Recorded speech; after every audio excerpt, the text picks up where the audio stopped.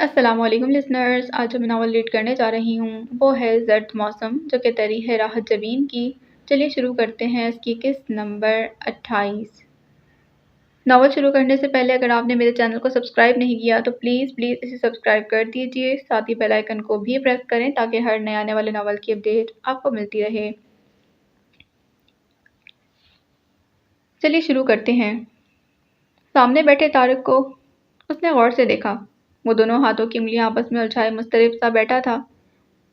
ان کے لبوں پر ہلکی سی مسکراہٹ بکھر گئی۔ درد مشترک کی وجہ سے انہیں طارق سے گہری انسیت محسوس ہوئی۔ وہ دونوں ایمن کے ستائے تھے۔ تم اتنا پریشان کیوں ہو؟ اب بھی پریشان نہ ہوں۔ طارق نے قدر ناراضی سے انہیں دیکھا۔ سب ٹھیک ہو جائے گا، اسے تسلی ہی دے سکتی تھی، حالانکہ ان کے دل سے خواہش تھی کہ یہ سب کبھی نہ ہو۔ جس لڑکی اور اس کی ماں نے انہیں اتنا ستایا وہ خوش باش رہے، یہ مہرنسا کے لیے قابل قبول نہ تھا۔ کیسے؟ ہمارے ہاں کی عورتیں کبھی شوہر کے سامنے اونچی آواز میں نہیں بولتیں، اور یہاں آنکھ کو دیکھا تماشا ہے۔ کیا سوچتے ہوں گے میرے اور میرے خاندان کے بارے میں؟ اسے آدھی عمر کی لڑکی نے اسے زج کر کے رکھ دیا۔ کسی بھی شریف گھرانے میں ایسا نہیں ہوتا۔ ایسا کہتے ہوئے مہرنسا بھول گئیں کہ وہ خود اس کی ماں تھی۔ میں نے وقار بھائی کا دھیما مزاج دیکھا تھا، پھر آپ سے ملا، اتنا تحمل، اتنی بردباری، اور بابر، اس میں تو ایسی سمجھداری ہے۔ میں نے سوچا کہ وہ بھی ایسی ہی ہوگی۔ وقار بھائی نے پرپوزل دیا تو کچھ بھی نہیں سوچا تھا، بس یہی خیال تھا کہ ایک پڑھی لکھی سمجھدار لڑکی سے شادی کر رہا ہوں، میری نسل سنور جائے گی، مگر کیا معلوم تھا وہ مزاج میں آپ سب سے اتنی مختلف ہوگی۔ اس کی ماں بھی ایسی ہی تھی۔ مہرنسا نے لقمہ دیا۔ وقار کی اس سے محبت کی شادی تھی۔ وقار نے ہمیشہ ایمن کو ضرورت سے زیادہ توجہ اور محبت دی۔ کبھی کبھی تو میرے بچوں کا حق بھی اس کے حصے میں آ جاتا۔ کھلا پیسہ، بیج آزادی۔ میرے بہت سمجھانے پر بھی وقار نے ایمن کے معاملے میں ہاتھ نہیں کھینچا، الٹا میرے خلوص کو سوتیلے پن کا نام دیا۔ تھک ہار کر میں نے دخل دینا بند کر دیا۔ اونچے اونچے درختوں پر گھنی شام اتر آئی تھی، سردی بڑھ گئی تھی۔ دونوں کھلے آسمان تلے بیٹھے ماضی پھرولتے رہے۔ جو کچھ دیر پہلے ہی آئی تھی، اس نے کھڑکی سے جھانک کر فکر مندی سے سوچا، اگر طارق بھائی تھوڑی دیر اور رکے تو کھانے کا وقت ہو جائے گا۔ آج تو دونوں کی باتیں ہی ختم نہیں ہو رہی۔ کچھ پتا ہی دیں کہ کیا بنانا ہے۔ اب کیا آلو انڈوں کا سالن رکھیں گے؟ ایمن کی پہلی منگنی کہاں ہوئی تھی؟ طارق پوچھ رہا تھا۔ بہت بھلے لوگ تھے، کیپٹن عفان، خاصا وجی نوجوان تھا، مہرنسا نے سادگی سے بتایا۔ دونوں آپس میں عفان اور ایمن؟ طارق کو الفاظ تراشنے میں دقت ہوئی۔ دونوں کی پسند کی منگنی تھی۔ مہرنسا نے ایمن کے لیے اپنے بوئے ہوئے کانٹوں میں سے ایک اٹھا لیا تھا۔ تو ٹوٹ کیوں گئی؟ طارق کے لہجے میں تلخی در آئی۔ خیالات بدلتے دیر نہیں لگتی، تمہیں وقار نے بتایا ہی ہوگا۔ مہرنسا نے بات گول کر دی۔ وہ کسی گہری سوچ میں ڈوب گیا، تبھی جو چلی آئی۔ طارق بھائی، میں نے کھانے کی تیاری کرنی۔ آپ کھانے میں کیا لیں گے؟ کچھ نہیں۔ وہ ایک طویل سانس لیتے اٹھ کھڑا ہوا۔ اب میں چلتا ہوں۔ روکوں گی نہیں، ایمن گھر میں اکیلی ہوگی۔ میاں بیوی کی لڑائی پانی کے بلبلے جیسی ہوتی ہے، نام و نشان بھی نہ رہے گا۔ ایمن کے معاملے میں تمہیں ہی تحمل سے کام لینا ہوگا، وہ تھوڑی ضدی ہے اور بہت بدزبان بھی۔ طارق نے جل کر لقمہ دیا۔ لیکن دل کی بری نہیں، چند دنوں کے لیے آتے ہو، بہتر ہوگا کہ یہ وقت ہنسی خوشی ہی گزار جاؤ۔ انہوں نے جملہ مکمل کیا۔ سمجھانے کی ضرورت اسے ہے، جانتی ہوں، مگر بے بس ہوں۔ مہرنسا نے اس کے بازو پر ہاتھ رکھا۔ طارق نے مہرنسا کو دیکھا، اسے مہرنسا پر ترس آنے لگا اور خود پر بھی۔ چلتا ہوں، آپ پریشان نہ ہو مہرو آپا، مجھ میں خاصا ضبط ہے، بس آج نہ جانے کیوں۔ وہ کر چلا۔ جو کچھ پریشان سی ہو کر ماں کا چہرہ دیکھنے لگی۔ بھائی اور ایمی کی لڑائی ہوئی ہے؟ جو نے پوچھا۔ انہوں نے جواب نہیں دیا اور چائے کے برتن سمیٹنے لگی۔ جو ایمن کے لیے فکر مند تھی۔ سغرا نے اپنے بچوں اور حمید کو سر شام ہی کھانا کھلا کر کوارٹر میں بھیج دیا تھا۔ رجو اور وہ خود کچن میں ہی بیٹھ گئی تھی۔ آج ٹی وی بھی نہیں کھولا تھا۔ طارق جب گھر لوٹا تو سارے گھر کی لائٹس جل رہی تھیں۔ گھر میں چھائی مانی خیز خاموشی بتاتی تھی کہ ایمن ابھی تک کمرے سے باہر نہیں نکلی۔ جاتے ہوئے دروازہ کھول گیا تھا، وہ سیدھا بیڈ روم کی سمت آیا تھا۔ اندر داخل ہو کر اس نے ساری لائٹ جلا دیں۔ سارا کمرہ روشن اور منظر واضح ہو گیا۔ اس نے بے حد تعصب کے ساتھ کمرے میں ہونے والی ٹوٹ پھوٹ ملاحظہ کی۔ ساری قیمتی کلاک، ڈریسنگ ٹیبل کا شیشہ جس میں دراڑیں ہی دراڑیں تھیں، اس سب سے نظر چرا کر اس نے ایمن کو دیکھا جو بیڈ کے دوسری طرف گھٹنوں میں چہرہ چھپائے کونے میں بیٹھی تھی۔ وہ کچھ لمحے خاموشی سے اسے دیکھتا رہا۔ ناقص العقل ہے۔ ٹھیک ہے، اس نے زبان درازی کی، لیکن مجھے اس پر ہاتھ نہیں اٹھانا چاہیے تھا۔ یہ ان کے خاندان کی روایت نہیں تھی۔ ٹوٹی ہوئی چیزیں پھیلانگتا اس کے قریب آیا۔ قدموں کے نیچے کرچ کرچ کی آوازیں آئیں۔ اگر اس نے جوتے نہ پہنے ہوتے تو یقیناً شیشہ پاؤں میں لگتا۔ طارق نے اس کے سر پر ہاتھ رکھا۔ ایمن نے اس کا ہاتھ زور سے جھٹک دیا۔ اب بس کرو۔ طارق نے اس کی کلائی تھامی۔ ایمن نے ایک جھٹکے سے سر اٹھایا۔ اس کا گال سوجا ہوا تھا اور آنکھیں شدت کریا سے بے حد سرخ تھیں۔ تم نے مجھے مارا، مجھے، ایمن وقار الحسن کو۔ ایمن، طارق، اس نے تصحیح کی۔ اپنا نام میرے نام کے ساتھ مت لو، کوئی رشتہ نہیں ہمارا، تم بھیڑی ہو، لٹیرے ہو۔ ایمن چیخ اٹھی تھی۔ ابھی بھی اپنی غلطی کا احساس نہیں ہوا۔ ایمن کا بس نہ چلتا تھا کہ طارق کو پھاڑ کھاتی۔ تم نے مجھ پر ہاتھ اٹھایا۔ تم ان لوگوں کے بارے میں غلط بات کر رہی تھی جنہیں میں اپنے والدین سمجھتا ہوں۔ طارق نے اسے سمجھانا چاہا۔ جاؤ انہی کے پاس رہو، یہاں پر کیا کرنے آتے ہو؟ وہ اپنی کلائی چھڑاتی اٹھ کھڑی ہوئی تھی، متورم آنکھیں، دوپٹہ غائب، 2 قدم کے فاصلے پر ننگے پاؤں، تلے کانچ بھی آ گیا تھا، لبوں سے چیخ نکل گئی تھی۔ طارق تیزی سے اٹھا، مگر وہ اسے دھکیلتی ہوئی ڈرائنگ روم میں چلی گئی، دھاڑ سے دروازہ بند کر لیا۔ وہ وہیں کھڑا تعصب اور تشویش سے قالین پر لگی خون کی لکیر دیکھنے لگا جو ڈریسنگ روم کے بند ہو جانے میں عقب میں غائب ہو گئی تھی۔ ایمن غصے میں تھی اور زخمی تھی۔ طارق جیسا نرم دل انسان چاہتا بھی تو کچھ نہیں کر سکتا تھا۔ وہ لاؤنج میں آ کر صوفے پر بیٹھ گیا۔ ذہنی خلفشار بڑھنے لگا تو سگریٹ سلگا لیا۔ سغرا کچھ جھجکتے ہوئے چلی آئی تھی۔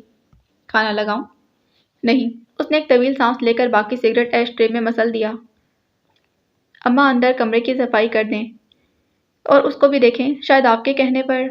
وہ مالک ہو کر نوکروں کے سامنے شرمندہ ہو رہا تھا۔ سغرا اچھا کہہ کر اندر چلی گئی۔ پہلے کمرے کو دیکھا، اس کا سر چکرا گیا۔ ایمن کہیں نہیں تھی۔ اس نے باتھ روم میں جھانکا پھر ڈریسنگ روم کا دروازہ بجایا۔ ایمن، دھیرانی۔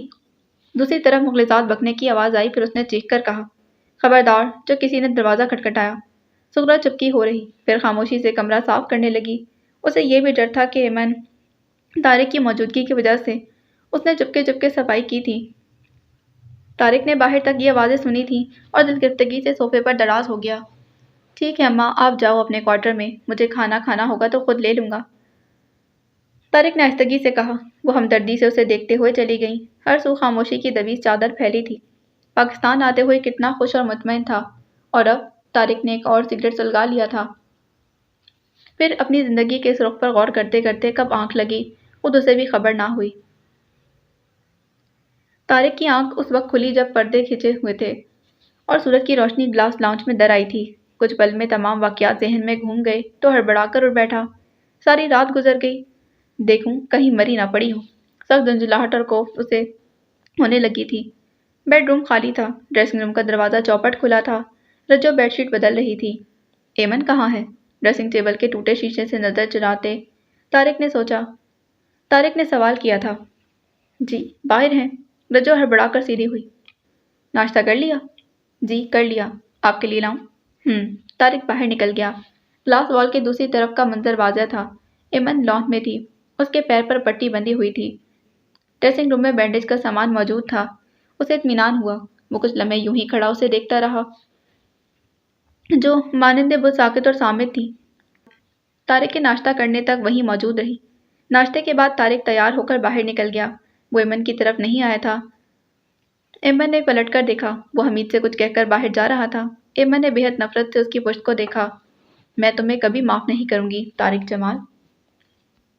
تم اندازہ ہی نہیں کر سکتی کہ جس گھر میں 9 بیٹیاں پیدا ہوں اور بیٹا کوئی بھی نہیں، مہنگائی اس قدر، مگر تم کیا جانو، تمہارے گھر باہر سے آمدنی آ رہی ہے، تم کیا جانو والدین کے دکھ کو۔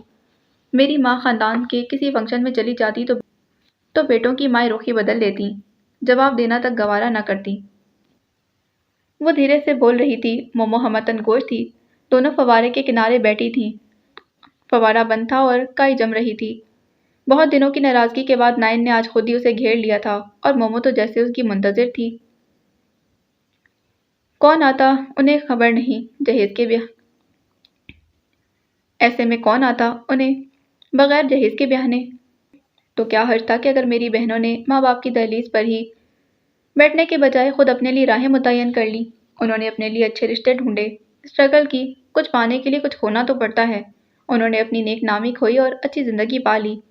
वो कंवारी बूढ़ी हो जाती तो सब उनके गुण गाते। अब वो खुशहाल हैं तो ज़माने को दौरे पड़ते हैं। सारा ज़माना अपने इस फरसुदा ख्यालात के साथ क्यों हम उनकी नाम नेहाद रिवायात की दीवार में दरारें डालते हैं। हमारे पास दिमाग है, खूबसूरती और जवानी, हम अपना रास्ता खुद ढूंढ सकती हैं। क्यों गलत है ये? अचानक ही सवाल किया। मोमो मखमसे में फंस गई थी। वो कहना चाहती थी कि सही काम गलत तरीके से किया जाए तो भी गलत ही रहता है, मगर सामने नाइन अपनी बड़ी बड़ी आंखों में आंसू भरे उसकी जानिब देख रही थी। आहिस्तगी से नफ़ी में सर हिला दिया। फिर भी मोहब्बत करने वाला, रुपये पैसे का मालिक, लाइफ पार्टनर। वो पुरजोश हुई। लव मैरिज का तो अपना ही चाम है। नाइन ने लव मैरिज के फ़वाइद पर रोशनी डालनी चाही। मोमो को एमन याद आ गई। मोहब्बत भी तो हर किसी के हाथ नहीं आती, कभी कभी यूं ही ख्वारी मुकद्दर होती है। यासीर से कहा तो नाइन ने जोर से सर झटका, फिर मोमो की कनपट्टी पर उंगली बजाकर बोली, अकल होनी चाहिए स्वीट हार्ट, सब मिल जाता है। ठीक, लोगों की बातें, जब कुछ नहीं बन पड़ा तो नसीब को रोने लगते हैं। नाइन ने नखवत से कहा, तुम अपनी अकल से रोशन को क्यों नहीं पा लेती? किस लिए फर्क वगैरह के पीछे पड़ी हो? मोमो ने उससे पूछा था। ऋतिक रोशन अपनी मंजिल नहीं, नाइन ने लापरवाही से कहा। मोमो चल ही पड़ी। तुम्हारा रोशन ऋतिक रोशन है? लानत हो। नाइन, मैं न जाने क्या समझती रही। तुम्हारा कसूर है। सुनो, अब तुम मुझसे खफा नहीं हो। खफा नहीं हूँ नाइन, लेकिन अब भी यही कहूँगी, ये कॉलेज छोड़कर जाना बिल्कुल ठीक नहीं। अब इस टॉपिक को बंद करो। ज़रा अपना मोबाइल तो देना। वो तो मैं घर रख कर आती हूँ। अगर मम्मी देख लें तो? छुपा कर आती हूँ। दोनों फिर से शीरो शक्कर हो गई थी। घर में भी मोमो और जोजो अब एक साथ नहीं होती थी। उनके कमरे अलग हो गए थे। जो एमन के कमरे में शिफ्ट हो गई थी, उसे रात देर तक पढ़ना होता था। मोमो ने मेहरनिसा के कहने पर बर्तन धोए, फिर अपने कमरे में आ गई थी। आराम से बिस्तर पर दराज हो गई। उसने मोबाइल खोल लिया। 3 मैसेज आए थे। जिस दिन से नाइन ने मोबाइल उसे वापस किया था, उसने वो एसएमएस खोले थे। मोमो ने हस्बे मामूल वो एसएमएस पढ़कर डिलीट करने शुरू कर दिए, लेकिन एक नाम पर वो उछल ही पड़ी थी। डियर मोमो, चलो एक काम करते हैं कि हम जो नज़म लिखते हैं तुम्हारे नाम करते हैं। तुम ही उन्वान हो उसका। तुम्हारा जिक्र है उसमें, तुम्हारी बात है उसमें, तुम्हारी ज़ात है उसमें। तो फिर ये फ़र्ज़ भी होगा, हमें तुमसे मोहब्बत है, हमारे सारे जज्बों को तुम्हारी ही ज़रूरत है। चलो एक नज़म लिखते हैं, तुम्हारे नाम करते हैं। मोमो अपनी जगह गुमसुम हो गई। उसने नज़म को 3 बार पढ़ा। इस नज़म ने मोमो की ज़िंदगी का रुख बदल दिया था। तारिक के जाने में महज 2 दिन ही रह गए थे। उसकी बेचैनी और इज़्तिराब अरूज पर था। नाराज़ी देखकर वो नाराज़ी रखकर नहीं जाना चाहता था। एमन और इधर एमन थी कि बात तो दरकिनार सामने भी नहीं आती थी। रात में जल्दी सो जाती। तारिक ने एक आध बार जाने की कोशिश भी की तो दरवाज़ा लॉक ही मिलता। दिन में तमाशा होने से डरता था। एमन का क्या भरोसा, फिर से भड़क जाती। एमी वो मखसूस वक्त में टेरेस पर ज़रूर जाती थी। सामने वही मानूसा मंजर, खेल हंगामा। तारिक की आवाज़ पर एमन के माथे पर बल पड़ गए। उसके बालों की गुंदी हुई चोटी उलझी उलझी सी थी। यकीनन उसे बहुत दिनों से खुलकर नहीं देखा था। तारिक का बहुत जी चाहता कि उसके बालों की तारीफ करे, मगर हर बार यही सोचकर रह जाता कि ज़रूर ही अपने बाल कटवा लेगी। एमन ने उसके सवाल का जवाब नहीं दिया। तारिक ने ताक़ुब में देखा। दोनों बच्चे पिंक एक जैसे ड्रेस में बॉल के साथ खेल रहे थे। बहुत प्यारे बच्चे हैं। तुम इर्द गिर्द घरों में निकला करो, सहेलियां बनेंगी तो ध्यान भी बटेगा। एमन के लब भिज गए। उसने गर्दन मोड़कर तारिक को शर्मबार निगाहों से घूरा। या तुम यहाँ से चले जाओ या मैं चली जाती। इसलिए उसके बदतमीज लहजे के बावजूद तारिक ने जब्त से काम लिया, वरना एमन का यूं तू तड़ाक से बात करना उसे नागवार गुजरता था। वो उससे रिश्ते से ही नहीं, उम्र में भी बड़ा था।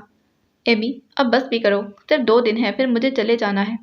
तारिक ने बाजू फैलाकर उसे अपने साथ लगाना चाहा। वो झटके से पीछे हट गई। वहां जाकर मेरे बाप को ज़रूर बताना कि तुमने मेरे साथ क्या सलूक किया है।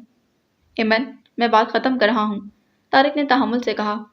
लेकिन मुझे बात ख़त्म नहीं करनी। وہ چبا چبا کر بولی اور فوراً ہی نیچے چلی گئی۔ طارق نے غصے سے دیوار پر مکہ مارا۔ 2 دن میں ٹھیک کر دوں مگر… وہ کرتے ہوئے طارق نے فیصلہ کیا کہ اسے اب ایمن کو نہیں منانا، وہ اس کے بہت نخرے اٹھا چکا۔ طارق نے گھر سے باہر اگلا دن طاہر نے گھر سے باہر گزارا تھا، پھر گاؤں چلا گیا اور شام ڈھلے گھر لوٹا۔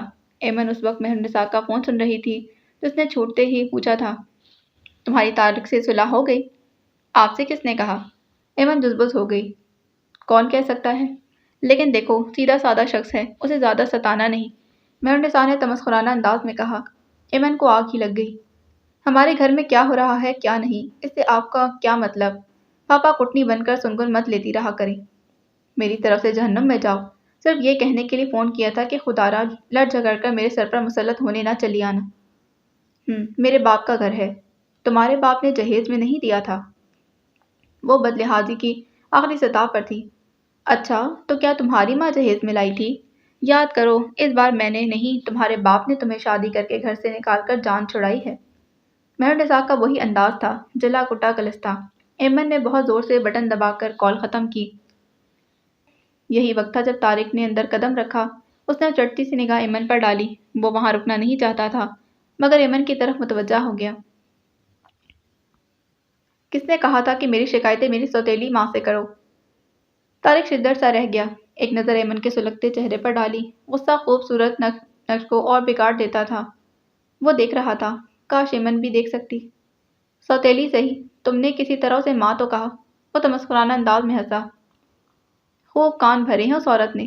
اس کے لہجے میں ٹون ایسی کہ ایمن کو یقین ہونے لگا وہ بہانہ کر کے سارا دن مہرنسا کے ہاں گزار کر آیا ہے۔ شاید کسی نے بھی بات کرنے کی تمیز نہیں سکھائی۔ اب تم سکھاؤ گے؟ وہ خواہ ہی منہ لگ رہی تھی۔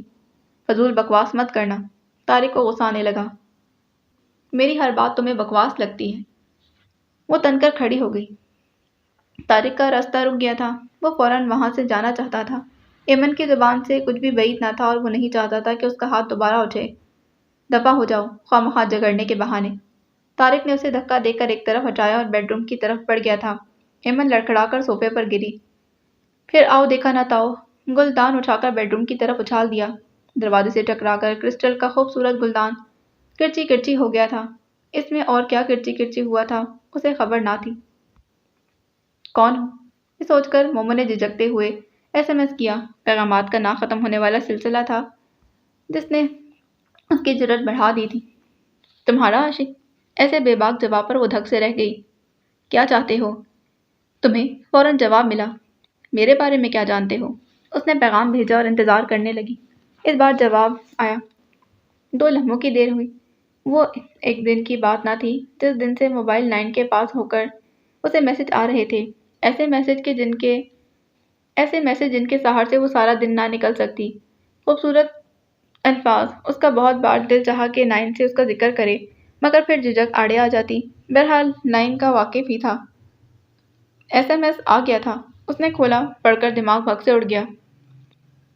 مومل وقار الحسن، 3rd ایئر، آنکھوں اور بالوں کا رنگ ڈارک براؤن۔ گھر میں بہت سے درخت ہیں، کتابیں پڑھتی ہو؟ سنو، تمہیں کچھ اچھی کتابیں بھجواؤں؟ مومو نے گھبرا کر موبائل آف کر دیا۔ ہتھیلیوں پر پسینہ اتر آیا، دل دھک دھک کر رہا تھا۔ کون ہے یہ؟ میرے بارے میں اتنا کچھ کیسے جانتا ہے؟ اتنا کچھ نہیں، سب کچھ، سب کچھ۔ اس کے ذہن میں ایک دم کلک ہوا تھا۔ 9 کی بچی؟ اسے بے طرح غصہ آیا۔ کس کس کو میرے بارے میں بتاتی رہتی ہے؟ یا اللہ، اس نے کتابیں بھجوا دیں تو؟ مومو نے گھبرا کر موبائل آن کیا۔ وہ دو میسج فوراً آ گئے تھے۔ مومو نے پہلا میسج کھولا، تبھی کوئی تیز آواز سے اندر آیا تھا، اتنی تیزی کہ وہ موبائل چھپانا ہی بھول گئی۔ اس کے چہرے کا رنگ اڑا تھا، ساکت نظروں سے آنے والے کو دیکھ رہی تھی۔ اس نے ایمن کے عقب میں آتے طارق کو دیکھا تو مزید کوئی بھی سوال کرنے سے پہلے ہی مڑا اٹھی تھی۔ مزید کوئی بھی سوال کرنے سے پہلے غرابت غائب ہو گئی۔ ایمن ہکا بکا سی کھڑی رہ گئی، دوسرے ہی پل بڑی سی چادر میں اپنا وجود چھپائے آ گئی تھی۔ تب اس کے پاس آ کھڑا ہوا۔ وہ طارق سے ناراض ہونے لگی۔ کب سے کہہ رہی ہوں میں نے تم دونوں کی دعوت کرنی ہے، تم ٹالتے چلے گئے۔ آج بھی ایک فون کر لیتے، میں طاہر کو روک لیتی۔ جواباً وہ ہلکا سا مسکرایا۔ یہ ایمن ضد کر رہی تھی کہ سدرا سے ملنے جانا ہے، اسی کو چھوڑنے آیا ہوں۔ आज तो ग़ालिबन तुम्हें वापस जाना है। हाँ, ताहिर भाई से कहना इसे घर छोड़ आएं। मगर तुम कहाँ जा रहे हो? सिद्रा बौखलाई। मुझे कुछ ज़रूरी काम निपटाने हैं। ये घर में अकेली होती है इसलिए छोड़कर जा रहा हूँ। उसने न जाने क्यों वजाहत दी। सिद्रा कहना चाहती थी कि वो पहले भी तो घर में अकेली ही होती थी। दोनों मियाँ बीवी के माबैन एक तनाव सा महसूस हुआ और गुरेज भी, जिसे सिद्रा ने फौरन ही भांप लिया था। तारिक ने वापस जाते हुए उसे खुदा हाफिज कहा। नाइमन ने मुड़कर उसे देखा। आओ अंदर चलें। सिद्रा ने एक हल्की सी सांस खींची और उसे लिए अंदर आ गई थी। तुम बैठो, मैं ज़रा देर में बाहर से बखेरा समेट आऊँ। वो एमन को ड्राइंग रूम में छोड़कर फिर से बाहर निकल गई। छोटा सा सादगी से सजा कमरा, मामूली सामान एमन के सामान के मुकाबले में, मगर सलीका और नफासत नुमाया थी। कहीं धूल मिट्टी का शायबा तक नहीं था। दूसरे दरवाजे से अंदर आई तो कपड़े बदल चुकी थी। हाथ में पकड़ी छोटी सी ट्रे में जूस के 2 गिलास रखे थे। आपने कोई मुलाजमा नहीं रखी? एमन ने जूस का गिलास उठाते हुए पूछा। हम तो 2 अफराद हैं, इतना तो काम भी नहीं होता, उसने सादगी से बताया। फिर भी इस हालत में, एमन ने जुमला अधूरा छोड़ा। इस हालत में भी औरत को हिलते जुलता रहना चाहिए। भारी काम कभी नहीं किए। ताहिर खासा हाथ बटा देते हैं। ताहिर भाई ऐसे लगते तो नहीं कि आपका हाथ बटाते होंगे, आपके साथ बर्तन धुलवाते होंगे। हेल्प सिर्फ बर्तन धुलवाने से तो नहीं होती। अपने कपड़े खुद प्रेस कर लेते हैं, अपने लिए खाना बना लेते हैं, गंदे बर्तन किचन में रखाते हैं। मैं ज़्यादा थक जाऊं तो अपने और मेरे लिए दूध का गिलास भी ले आते हैं।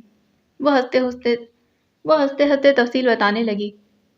अच्छा, एमन कुछ गौर से उसका चेहरा देखने लगी। आओ तुम्हें अपना घर दिखाऊं। खुले खुले कमरों और खिड़कियों वाला घर घूमकर दोनों किचन में आ गई थीं। तुम लोग बता देते तो मैं कुछ एहतमाम कर लेती। अब तो जो घर में है वही बनाना पड़ेगा, सिद्रा शर्मिंदगी से कहने लगी। एहतमाम की ज़रूरत नहीं है, जो है वही चलेगा। एमन का जहन उलझा उलझा सा था, मगर बज़ाहिर खुशी से कहने लगी। और सिद्रा के किचन में अचानक आने वाले मेहमान के लिए बहुत कुछ था। उसने फ्रीज़र से गोश्त निकाला था। लाएं, मैं हेल्प करवा दूं। अरे यहीं, तुम आराम से बैठो, पहली बार मेरे घर आई हो। अब इतनी भी पुअर नहीं हूँ, अच्छा खासा खाना बना लेती हूँ। एमन ने कदरे नाराज़ी जताई तो वह हंस दी। जुगराफे का मुजाहरा ताहिर के सामने करना, वो तो कहता है तुम्हें कुछ बनाना ही नहीं आता। एमन के चेहरे का रंग तेजी से बदला। उसने चबा चबा कर पूछा, और क्या क्या कहता है? तुम सलाद बना लेना और रायता भी। लहजे की तलखी महसूस करके सिद्रा ने फौरन बात पलट दी। साथ ही सलाद के लिए सब्जियां टोकरी में से निकाल कर सामने रख दी। एमन ने भी ज़्यादा इसरार नहीं किया और खामोशी से सलाद बनाने लगी। सिद्रा ने बातें शुरू कर दी। स्कूल और कॉलेज के किस्से। इन्हीं बातों में उसने हरे मसाले का गोश्त, यखनी और फिर सूजी और अंडों का हलवा बना लिया था। एमन सलाद और रायता बनाकर कब की फारिग हो चुकी थी। वहीं किचन में बैठकर लुत्फ आ गया था। टेबल तक ले जाने को एमन ने खुद ही मना कर दिया। उसे लगा उसने बरसों बाद खाना खाया है। इतनी रुग़बत और शौक के साथ उसने बेसाख्ता अपने ख्यालात का इजहार भी कर दिया। तुम्हारी सुगरा और उसकी बेटी तो खुद इतने बेहतरीन खाने बना लेती हैं। खाक नहीं आता। चाय की खुशबू सारे किचन में फैली थी। सिद्रा दोनों के लिए सब चाय बना रही थी। कुछ ना कुछ बना लिया करो। सिद्रा ने उसे फिर से उकसाना चाहा, मगर वो बात बदल गई। ये संभाल कर रखो, बाद में खाऊंगी। सिद्रा ने शादी की मूवी लगा दी थी। खुद वहीं एक तरफ इस्त्री स्टैंड पर ताहिर के कपड़े इस्त्री करने लगी। कॉटन के कलफ लगे कपड़े वो किस एहतियात मेहनत के साथ दबा दबा कर इस्त्री कर रही थी। खुद की जान क्यों हलकान करती हैं, धोबी से करवा लिया करें। एमन ने उसके बेड पर नींदराज होते कहा। अपने शौहर का छोटे से छोटा काम अपने हाथों से करने में कैसा लुत्फ, कैसी फरत है, तुम्हें क्या पता। सिद्रा ने साफ उस पर तंज किया। यहाँ आकर क्या क्या कुछ बताता रहता है। एमन ने जलकर सोचा। शाम ढले सिद्रा के शौहर भी आ गए। एमन से खुश दिली से मिले। फिर दूसरे कमरे में सिद्रा की दौड़ें लग रही थीं। चाय, पानी, कपड़े, जूते। वो मिनट मिनट बाद उठकर भागती। एमन अब वापस जाना चाहेगी, मगर एमन मगरिब की नमाज के बाद यूं आराम से बैठी थी कि रात यहीं गुजारने का इरादा हो। वह उलझन में थी। एमन का रवैया उसकी समझ से बाला तर था। आप लोगों की लव मैरिज है? वो ज़रा देर के लिए बाहर तवील रविश पर टहलने निकली थी। तब एमन ने अचानक पूछ लिया। सिद्रा का यूं अपने गंदे शौहर के आगे पीछे फिरना समझ में ना आया था। नहीं, लेकिन निकाह के 2 बोलों में इतनी ताकत तो होती है कि मैरिज लव बन जाए। کیوں تمہیں طارق سے کوئی جذبہ محسوس نہیں ہوتا؟ اس نے چھیڑا تو ایمن کو کوفت ہونے لگی۔ وہ ہر بات میں نہ جانے کیوں اسے لے آتی تھی۔ اس نے بالکل خاموشی اختیار کر لی، گویا سدرا کی بات سنی ہی نہ ہو۔ اس کی فلائٹ کتنے بجے کی ہے؟ اس کی خاموشی سے تنگ آ کر سدرا نے سوال کیا۔ 7 بجے، ایمن نے بے خیالی میں جواب دیا۔ 7؟ سدرا کے قدم ٹھٹک گئے۔ اس نے بے اختیار ہو کر ایمن کو دیکھا۔ 7 بجنے میں 10 منٹ باقی تھے۔ تم نے طارق کو سی آف کرنے نہیں جانا؟ نہیں، ایمن نے سر اٹھا کر سنجیدگی سے کہا۔ سدرا بھونچ کی رہ گئی۔ ایمن؟ اس نے دونوں ہاتھ ایمن کے کندھوں پر رکھے۔ تمہارے اور طارق کے درمیان کچھ بھی نہیں۔ ایمن نے بہت جما کر یہ 3 الفاظ کہے تھے۔ پھر سدرا کے ہاتھ اپنے ہاتھوں میں لیتے سپاٹ لہجے میں بولی، طاہر بھائی سے کہو مجھے گھر چھوڑائیں۔ سدرا لب بھیج کر اس کے ساتھ اندر آ گئی تھی۔ ایمن گھر لوٹی تو جانے والا جا چکا تھا۔ اس کا بیڈ روم طارق کے سامان سے بالکل خالی تھا۔ اس کی فلائٹ پرواز کر گئی تھی۔ مجھ پر ہاتھ اٹھانے سے قبل سوچنا تھا طارق جمال، یوں ہی غور کروں گی۔ مومن شرکت سے آنے والی کو دیکھ رہی تھی، مگر جو اس کی سمت دیکھے بغیر ہی الماری کی جانب بڑھ گئی۔ شاید یہاں اپنی ضروری نوٹس بھول گئی تھی۔ مومل کا ہاتھ آہستگی سے کمبل کے اندر رینگ گیا، اپنی ٹانگ کے نیچے دبا لیا۔ جو مختلف جرنل کھولے اطمینان سے اپنے مطلوبہ نوٹس ڈھونڈ رہی تھی، تبھی مومو کی ٹانگ کے نیچے موبائل وائبریٹ ہو رہا تھا۔ اس نے چور نظروں سے جو کو دیکھا۔ اب آدھی رات کو تمہیں کیا مصیبت پڑ گئی ہے؟ جو نے چونک کر سر اٹھایا۔ لائٹ بند کرو، مجھے نیند آ رہی ہے۔ میں نے تو نہیں جلائی، تم نے پہلے کی جلا رکھی تھی، جو نے لاپرواہی سے کہا۔ صبر تو کرو، ویسے چاہے ساری رات بیٹھی رہو۔ وہ کچھ بڑبڑاتی خفا ہوتی اپنی مطلوبہ اشیاء نکالنے لگی تھی۔ مومو نے ایک طویل سانس خارج کیا، جپٹ کر موبائل نکالا، اسے قبل کے وہ دروازہ کھولتی۔ کیا ہوا؟ ڈر گئی؟ میں کیوں ڈروں گی؟ ایسی معمولی سے کوئی بات بھی، ایسی معلومات تو کوئی بھی کہیں سے ذرا سی کوشش کے بعد حاصل کر لیتا ہے۔ اس نے قدرے بے نیازی دکھائی۔ کیوں تم نے سوچا کہ ایک لڑکا کسی لڑکی کے بارے میں اتنی ڈھیر ساری معلومات کیوں حاصل کرے گا؟ اس کے سوال میں مومو کو الجھن ہوئی تھی۔ ہاں، وہ کیوں اس کے بارے میں اتنا سب کچھ جاننا چاہتا ہے؟ اسی الجھن میں مومو نے سوال کیا۔ لڑکی کو متاثر کرنے کے لیے؟ لڑکا متاثر کرنا چاہتا ہے؟ فوراً اگلا سوال سامنے آیا۔ مومو سے کچھ خاص جواب نہ بن پایا۔ مجھے فلرٹ سمجھ رہی ہو؟ نہیں، اف لڑکی، اسے محبت کہتے ہیں۔ مومو نے زیر لب دہرایا۔ دل میں ایک عجیب سی اتل پتل ہونے لگی۔ وہ بہت دیر تک کوئی جواب نہ دے سکی۔ مومو نے لرزتی انگلی سے میسج کھولا تھا۔ کال ریسیو کرو۔ مومو نے گھبرا کر موبائل ہی آف کر دیا۔ اس نے نم ہتھیلی سے موبائل پرے رکھا اور بے خیالی میں ہی سوچنے لگی تھی۔ دل الگ دھڑک کر پاگل ہو رہا تھا۔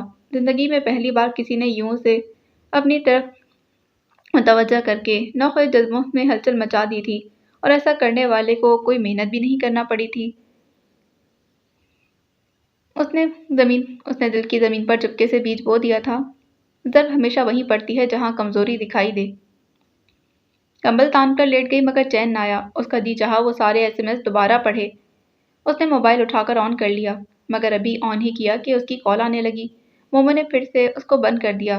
وہ اسے بات کرنے کے لیے ذہنی طور پر تیار نہیں تھی، مگر اس نے جتنی بار آن کیا وہ اتنی بار ہی کال کرتا رہا۔ کیا آج یہ سوئے گا نہیں؟ مومو نے الجھن سے سوچا، مگر اس الجھن میں بھی لذت تھی، سرشاری تھی۔ رات بہت دیر کے بعد اس نے موبائل بند کیا۔ رات بہت دیر کے بعد اس کی آنکھ لگی تھی۔ صبح دروازہ دھڑدھڑانے پر آنکھ کھلی۔ موبائل اس کے ہاتھ سے لڑک کر نیچے جا پڑا۔ مومو نے جلدی سے دراز میں رکھ کر لاک کر دیا تھا، پھر بھاگ کر دروازہ کھولا۔ نیند کی گولیاں لے کر سوتی ہوں، اب آ کر ممی کی ڈانٹ سنو، جو غصے سے کہتی ہوئی مڑ گئی تھی۔ وہ خود کو ڈانٹ کے لیے تیار کرنے لگی۔ مومو نے بے اختیار ہی ورک لاک پر نگاہ دوڑائی۔ وین آنے میں تھوڑا ہی وقت تھا۔ مہروں نسان نے اسے اچھا خاصا لتاڑ کر رکھ دیا۔ دروازہ کیوں لاک کیا تھا؟ ایسے کون سے کھیل کھیلنے ہوتے ہیں بند کمرے میں؟ اور کل سے جلدی سویا کرو۔ اس کا دل اچھل کر حلق میں آ گیا۔ اس نے مدد طلب نگاہوں سے ناشتہ کرتی جو کو دیکھا۔ اس نے بے نیازی سے کندھے اچکا دیے۔ رات ہی تو اس نے جو سے مس بہیو کیا تھا۔ وین کا ہارن سنائی دینے لگا۔ اب جاؤ مرو، بغیر ناشتے کے۔ مہرنسا نے غصے سے کہا۔ مومو نے وین آ جانے پر شکر ادا کیا اور بیگ اٹھا کر چلی گئی تھی۔ آج نائن سے بہت کچھ شیئر کرنا تھا۔ نائن اسے گراؤنڈ میں ہی مل گئی تھی۔ دونوں کا یہ پیریڈ فری تھا۔ اس نے بیگ سے موبائل نکالا جو وہ آتے ہی دراز سے لانا نہیں بھولی تھی۔ کچھ دکھانا ہے۔ وہ اسے کھینچ کر درختوں کے پیچھے لے گئی۔ ایک گھنے درخت کی اوٹ میں وہ دونوں آ گئی تھیں۔ SMS پڑھو۔ لبوں پر ہلکی سی مسکراہٹ ابھر آئی۔ ایک کے بعد ایک پڑھنے کے بعد اس نے بے ساختہ کہا، محبت، جس دن سے میں نے موبائل تم سے واپس لیا تھا نا، طرح طرح کے نمبروں سے کالز آتی ہیں۔ یہ پیچھے ہی پڑ گیا ہے۔ مومو نے قدرے ناراضی دکھانے کی کوشش کی۔ تم جواب دیتی ہو اسی لیے پیچھے پڑا ہے، نائن نے آرام سے کہا۔ مومو خجل سی ہو گئی۔ واقعی اس طرح تو وہ اس نمبر کو بھی نظر انداز کر دیتی تو وہ کیوں سے آگے بڑھتا۔ ہاں میں تو بس یوں ہی ہاں تو وہ بھی بس یوں ہی، نائن کھلکھلا کر ہنس دی۔ تمہیں ضرورت کیا تھی میرا نمبر ہر کسی کو دینے کی؟ مومو کو اس کی ہنسی پر غصہ آ گیا۔ سم بدلوا لو۔ مومو چپ چاپ لب چبانے لگی۔ ہاں نہیں کہا۔ نائن نے اسے غور سے دیکھ کر مسکرائی۔ اب کیا مسئلہ ہے؟ وہ مجھ سے بات کرنا چاہتا ہے، مومو نے لب چباتے آہستگی سے بتایا۔ تو کر لو۔ واہ میں کوئی ایسی ویسی لڑکی ہوں؟ مومو چمک کر بولی۔ یہ ایسی ویسی لڑکی کیا ہوتا ہے؟ تم کیا اس کے ساتھ ڈیٹ پر جا رہی ہو؟ بات کر لو، نہ اچھا لگا تو ریجیکٹ کر دینا، زیادہ تنگ کیا تو سم بدل لینا، سمپل۔ لیکن مومو متذبذب تھی۔ اسے میرے بارے میں اتنا سب کچھ کیسے معلوم ہوا؟ آج کل کیا مشکل ہے؟ اور ایسے تو یہ لوگ سب کچھ کر لیتے ہیں۔ اس نے موبائل پر نمبر ملا کر کان سے لگا لیا تھا۔ پھر بھی مجھے ڈر لگ رہا ہے، اسے میری آنکھوں کا رنگ تک معلوم ہے۔ نائن کی توجہ مومو کی طرف نہیں تھی، وہ دوسری طرف ہونے والی بیل سن رہی تھی۔ زہے نصیب، کہاں تو کال ریسیو کرنے سے کترا رہی تھی، کہاں خود سے نمبر ملا بیٹھی۔ اسے میں کیا سمجھوں، اپنی خوش نصیبی؟ دوسری طرف سے چھوٹتے ہی پوچھا گیا۔ نائن لاؤڈ اسپیکر آن کر چکی تھی۔ مومو بری طرح اچھلی۔ اس نے نائن کے ہاتھ سے موبائل چھیننے کی کوشش کی، مگر نائن نے اس کا ہاتھ پکڑ لیا۔ جو مرضی سمجھے، مگر اتنا بتا دیں آپ میری بھولی بھالی دوست کو تنگ کس خوشی میں کر رہے ہیں؟ اوہ تو یہ مومل نہیں ہے؟ اس نے ایک مایوسی سانس بھری۔ جی یہ وہ نہیں ہے۔ آپ نے میری بات کا جواب کیوں نہیں دیا؟ مومو اب اشاروں سے احتجاج کر رہی تھی۔ نائن نے اسے بری طرح گھوڑا۔ اس کا جواب اپنی بھولی بھالی دوست سے لو، میں تنگ کر رہا ہوں یا وہ؟ چور کو چور نہ کہوں تو اور کیا کہوں؟ سنیں آپ حد سے بڑھ رہے ہیں، میری معصوم سی دوست نے ایسا کیا چرا لیا؟ نائن نے اسے پوچھا۔ وہ اب ڈھیلی سی ہو کر اس کی باتیں سننے لگی۔ میری راتوں کی نیند، میرا سکھ چین، سب کچھ، میرا دل۔ اس نے ایک آہ بھری۔ ارے تو اپنا دل اتنے کھلے عام کیوں رکھ چھوڑا تھا؟ نائن نے مومو کے کندھے پر ہاتھ مارا۔ کھلے عام کہاں رکھا تھا، بس نقب ذرا گہری لگ گئی۔ اس نے مزے سے کہا، باتیں اچھی بنا لیتے ہیں۔ اجی آپ نے سنا ہی کیا ہے؟ اچھا سنو، وہ تمہارے پاس بیٹھی ہے۔ بالکل پاس۔ نائن نے اس کے کندھے پر اپنا کندھا ٹکرایا۔ اسے میری بات کروا دو۔ لہجہ ملتجی ہو گیا۔ میں؟ نائن ہنسی۔ مومو ہاتھوں سے نفی کا اشارہ کر رہی تھی۔ محبوبہ کی سہیلیاں بہت تنگ کرتی ہیں۔ کتنی محبوباؤں کا تجربہ ہے؟ اتنا بتا سکتا ہوں کہ محبت صرف ایک سے ہوئی ہے۔ اب جلدی سے اپنا معاوضہ بتاؤ۔ میں کیوں معاوضہ لینے لگی؟ بس ہماری دوست کے موبائل پر بیلنس ڈلوا دیں۔ اس کے زور کا دھموکا جڑا۔ نائن نے ایک مصنوعی چیخ ماری تھی۔ وہ گھبرا گیا۔ شروع ہو گیا، لے بات کر لیں۔ اس نے جھٹ سے مومو کے کان سے موبائل لگا دیا تھا۔ ایک دم ساکت ہو کر دوسری طرف سے ابھرتی آواز سننے لگی۔ جی۔ اسے لگتا تھا وہ روشنی کی طرف سفر کر رہی تھی۔ مہینے سے اوپر ہو گیا، بینک میں موجود رقم ختم ہونے کو آئی اور اس نے ابھی تک روپے نہیں ڈلوائے۔ ایمن کو تو خبر ہی نہ تھی۔ اس دن سغرا نے یاد دہانی کروائی۔ سامان ختم ہونے کو آیا ہے۔ امیت نے بینک فون کر کے پتہ کیا، وہاں صرف 2000 تھے۔ 2000 میں مہینہ تو نہیں گزرے گا۔ وہ پہلی بار تشویش کا شکار ہوئی۔ اس نے انتقاماً بالکل ہی روپے نہ بھجوائے تو کیا کروں گی؟ کس سے مانگوں گی؟ وقار الحسن سے یا بابر؟ اسے یہ قبول نہ تھا۔ وہ گمسم سی سغرا کی شکل دیکھ رہی تھی۔ ایمن بیٹی، کچن بالکل ہی خالی ہو گیا ہے۔ کیا 2 دن بھی نہ نکلیں گے؟ کچن بالکل خالی ہو گیا ہے؟ ایمن نے بیوقوفوں کی طرح پوچھا۔